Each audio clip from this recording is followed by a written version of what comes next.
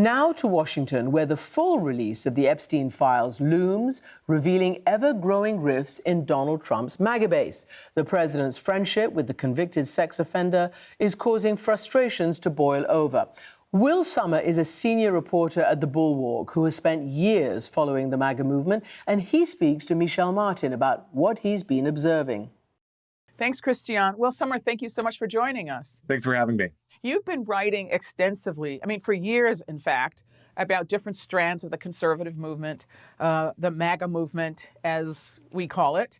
This has been a very pivotal couple of weeks and months. I think the signature issue that I think a lot of people have focused on is a member of Congress named Marjorie Taylor Greene, very conservative member of Congress. Some might say a fringe member, but a person who's moved into leadership because of her close association with Trump, has had a very public breakup with him to the point where she is resigning from Congress come January. How do you read that? What happened here? And first of all, what happened with Marjorie Taylor Greene and the president? But the second and bigger question, obviously, is does this speak to something else? Is this unique to those two and their relationship, or does this speak to some bigger issue in the MAGA movement? Yeah, I think the key thing to understand here is that Marjorie Taylor Greene was initially sort of like the ideal of a hardcore Trump supporter. We know she was a big believer in the QAnon conspiracy theory, which basically posits Trump as sort of like a messianic figure coming to save the world. As she gets to Congress, she's very supportive of Trump. But in recent months, she has been more critical of Trump, saying, for example, over the government shutdown, she was critical of Republican efforts to end Obamacare subsidies. And I think especially their big break came on Trump's attempts to withhold the Jeffrey Epstein files. And so I think in some ways, I think this is personal. She was reportedly told not to run for Senate or to run for governor in Georgia. And so I think, she had some anger there with the White House. But also, I think she is sort of a hardcore Trump supporter who's become disappointed with the direction of the administration. Is it mainly about the Epstein files, or are there other things? I think it's primarily about the Epstein files and this broader sense that Marjorie Taylor Greene has of almost being too Trumpist for Trump himself, or this idea that she feels that he's abandoned the populist roots of the MAGA movement or what it was supposed to be. She's very isolationist. She says she's America first, and she's been critical of Trump, for example, for supporting Israel, for bombing Iran. And so she almost seems to be saying, this is not what I voted for, what I got into politics to support. And so that's why I'm going to leave, particularly now that Trump is calling her a traitor. And speaking of that, this current administration initiative in Venezuela, bombing these boats on the basis of no evidence being presented that these are drug traffickers, as the administration insists they are. That was one of the issues that Marjorie Taylor Greene and others who agree with her object to, what they consider this kind of adventurism in foreign affairs that doesn't seem to be clearly tied to a specific American interest. Is this the kind of thing that causes people to question that they're getting what they voted for? I think Trump's aggression towards Venezuela and these attacks on these supposed drug boats in the Caribbean, I think really play into this kind of disaffection a lot of people, particularly people Trump brought into the Republican Party, are feeling. I think the Iraq War in particular really left deep wounds in the Republican Party. This idea that there was this foreign adventuring that had this huge blowback and it turned into this disaster, both in Iraq and for the United States. So there's been this kind of reluctance to engage in these sort of pointless wars. Yet, it's been striking to me. As someone who obviously lived through the run up to Iraq, I remember there was much more of a sense of kind of like getting the American public on board, convincing people. There really seems to be none of that in this case. There really seems to be, when they're asked, well, why are we threatening to go to war in Venezuela? There's really no effort to make the case from the administration. And so I think for people like Marjorie Taylor Greene, who, the whole idea of America first, a lot of that was, we're not going to get involved in these reckless wars for no reason. They're looking at that and they're saying, I thought Trump was going to be this peace president, and they're seeing that that's not the case. So some people have looked at this and called it the beginnings of a kind of a fracturing. Some analysts have even called it kind of a civil war. You don't think that? Marjorie Taylor Greene is really emblematic because she is such a high-profile Republican figure and someone a lot of people know. And, look, I think she is potentially a warning sign for the White House that you have these people who should be devoted Republicans. I mean, these are not moderates, certainly in Marjorie Taylor Greene's case, by any stretch. But she's saying, I'm getting fed up with Trump with this second term. I don't want anything to do with it. And I think there are a lot of people like that. I think there are people in the grassroots, and I think there are people in right-wing media as well who are unhappy with how the second term is going and are sort of looking towards 2028, trying to position themselves and realizing that sort of the Trump era of the Republican Party is not going to last forever. Marjorie Taylor Greene has said some really interesting things in various interviews that she's done. I mean, she says that she regrets her role and sort of the toxicity of this political moment. Then as to the question of her denouncing sort of U.S. involvement in Israel and the Gaza war, she is one of the few, if not the only, Republican lawmaker that I can think of who criticized Israel's actions in Gaza, calling it genocide. And when she was asked about that, she said, well, I just learned about it. I just heard about it. And that is why she was moved to make these comments. Do you think this is kind of what has often been a kind of trajectory for people when they serve in these positions and are exposed to more information than they had previously? Or is there something beyond it that you can identify that really speaks to a bigger issue with voters in general?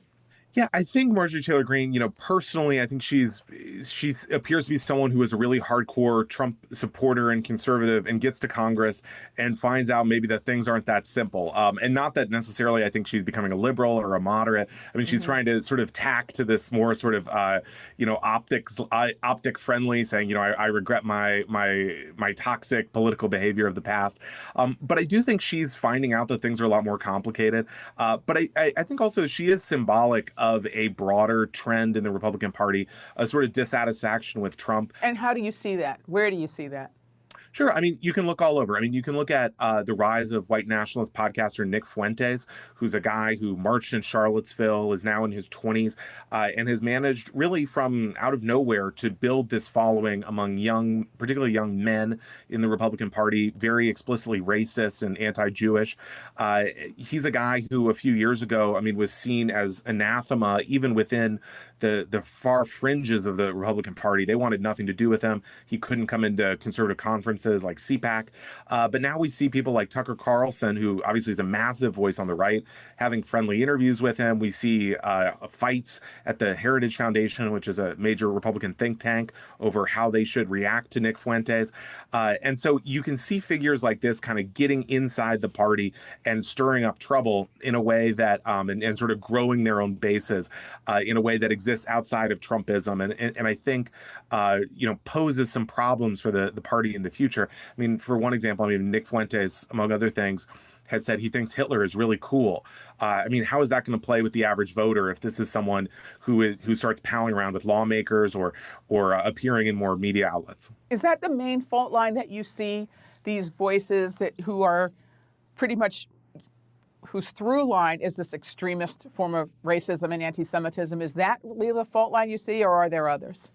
I mean, I think there are a few. I mean, the anti-Semitism and the racism is one aspect. I think that's also linked to more mainstream questions about how supportive Republicans should be of Israel, and obviously, I think that line kind of blurs often to the advantage of figures like Nick Fuentes. In the past, the idea of Republicans being critical of Israel was unheard of, but I think we're hearing more voices like that from people like Fuentes, but also Tucker Carlson. Even the Heritage Foundation said, we have to look out for America's interests first. On the other hand, I think there are also divides on economic issues, questions of immigration, topics like H-1B visas, bringing in foreign workers. I mean, this is something that the tech companies that have aligned themselves with Trump really want to continue, whereas you're seeing a lot of disaffected young white men, I would say for the most part in America, who are saying, these foreign workers are stealing our jobs. So we're starting to see these new, I would say, almost novel policy issues emerge in the Republican Party, and Trump is either unwilling or sort of uninterested in doing anything about it. Another significant event in recent months was the assassination of Charlie Kirk. What is your sense of the impact of what happened to Charlie Kirk? I think Charlie Kirk's murder had, on one hand, I think it was really sort of a uniting moment for the right. I mean, we saw they had the big memorial service and, figures, very varied figures, people who are often typically at odds with each other were there. On the other hand, I think it sort of created a leadership vacuum, and it created this sort of moment of chaos. And I mean, to be frank, a lot of these right-wing media personalities, they're very fractious and they're very willing to sort of take advantage of an opportunity. So you have people like former Charlie Kirk friend Candace Owens promoting conspiracy theories about his murder, suggesting maybe Israel or even France did it, and that somehow his organization was involved in it and betrayed him. You have people like Nick Fuentes, who was sort of Charlie Kirk's archenemy, sort of trying to take that spot. And so, I think a lot of the chaos and the divisiveness we're seeing within the right now can also be traced back to Charlie Kirk, to the murder, because he was sort of even before his death, he was sort of a uniting figure who tied a lot of factions together. And without him, I think that's producing a lot of this enmity. Talk a little bit more, if you would, about the Epstein files. Why does that have such a hold on the public? I mean, I think for people outside of sort of the right-wing media bubble, it can be hard to understand why Epstein in particular has had such resonance, because we look at all the other potential scandals that Trump has participated in or been accused of involvement with, and in the way that the base doesn't really care about that. But I think Epstein matters because for so many years, this was sort of a Republican-coded scandal, or this was an issue Republicans were told by people like J.D. Vance, Kash Patel, a lot of people in right-wing media. They were told, this is an important issue. We've got to get these files. We've got to get this client list. And, there was this assumption that all these top Democrats would be exposed as pedophiles. On the other hand, in July, when Trump suddenly said, oh, never mind, we're moving on from this. We're not releasing the files. And then, in fact, started to insult people who were still interested in the story, many of them his own supporters. I think that's when the trouble started, because suddenly this U-turn that there had been no sort of narrative groundwork laid for Republicans was really jarring. And so that's why I think we're seeing people like Marjorie Taylor Greene, Lauren Boebert, Nancy Mace in Congress who supported the efforts to release the files, and ultimately why it passed nearly unanimously in the House, because, people realize, this is something voters care about. What else do they care about? I mean, the fact is as we are speaking now, the president's approval ratings are at a historic low. But they've always been low among Democrats. Increasingly, independents are not pleased. But the real erosion, has to come from his own sort of base. So what else is it that the base is disappointed in? Yeah, I think going back to the first Trump administration, the 2016 campaign, Republican voters have made this deal where basically they were told, you may not like Trump's scandals, you may not like his personal behavior, but, he's a businessman, the economy is going to be great. And so suddenly, and in particular in the 2024 race, so much was made by Republicans about inflation. But now inflation is continuing. Most prices are still high. Add in issues like cutting Obamacare subsidies, another pocketbook issue. And I think, people who were told the most important thing is the economy, don't care about, let's say, threats to American democracy that Trump poses, all of these myriad other issues. They're saying, well, geez, even the economy isn't good. That was the one thing Trump was really supposed to deliver on. And so I think that's why there's this discontent. I think also there's this kind of this MAGA populism. There's this idea that represented by people like Marjorie Taylor Greene or Steve Bannon, that really you don't want to do this kind of old school Republican austerity, cuts to entitlement programs, in this case, like the Obamacare subsidies, because that alienates people from issues like, if you really want to carry out deportations, for example, you're going to alienate people if you're focused on cutting the deficit. And yet we're seeing, I think, the Trump administration do a lot of these classic moves just to do Republican tax cuts, to accomplish these almost pre-Trump fiscal agenda items. And I think that's angering a lot of Trump's the people he brought to the party who were not traditional Republicans. And what about the president's own statements? For example, he had a cabinet meeting this week where he called the issue of affordability the Democrat hoax, that it's kind of a made-up issue. Does that, how does that land? How does something like that land? I mean, I think it's starting to have real echoes of the Biden administration's struggles with inflation. A lot of talk about, well, the numbers aren't as bad as you think. JD Vance said, give us some more time. I think as we saw with the Biden administration, that's a really tough position to be in. It's difficult to bring these prices down, and particularly when it's something that people have experience with every day when going to the grocery store, seeing the prices go up. I think it's difficult for any administration, and particularly one that does not seem that politically adept at the moment. I think is kind of struggling, is facing restless Republicans in Congress, as we saw with the Epstein discharge petition. So I think inflation is it's probably the biggest political pressure the White House faces, but it's far from the only one. I'm curious about how the president's kind of comportment affects this conversation, because one of the things that I think has been sort of puzzling to Democrats / progressives / independents all this time is that the president's coarseness, the way he barks at people, the demeaning way he speaks to people. Do you think that matters, or do you think people just say, oh, that's just Trump being Trump? What do you think? I think it does matter. I mean, I think certainly, we've had about a decade of Trump in politics now. And we can get in our heads about, nothing sticks to him. He's Teflon Don. He's able to avoid every scandal. But I think the polling and then the special election results and the off-year elections suggest otherwise. I mean, issues like Trump writing a birthday letter to Jeffrey Epstein, or Epstein having emails where he suggests he has some kind of leverage on Trump, or issues, sort of more concrete issues like affordability. I think that matters to people. And ultimately, I think I think the evidence has been that people were really only willing to accept Trump's behavior as long as the economy was doing well. And if that changes, I mean, we have a potential AI bubble on the horizon, and we have all these other potential economic issues. I think Trump could be in trouble. Before we let you go, is the conservative / MAGA media sphere as united as it was or seems to be around Trump? Do you see any fissures with them? I think we're seeing right-wing media outlets, and particularly this sort of new crop of social media personalities on the right, who have managed to amass tens of millions of followers, people like Nick Fuentes, Candace Owens, Tucker Carlson, maybe Megyn Kelly. We're seeing them sort of seek a little distance from the administration. There is this sense that Trump, in the past, Trump really kind of ruled the party with an iron fist. And anyone who's critical of Trump, you risked being excommunicated and basically having your career destroyed.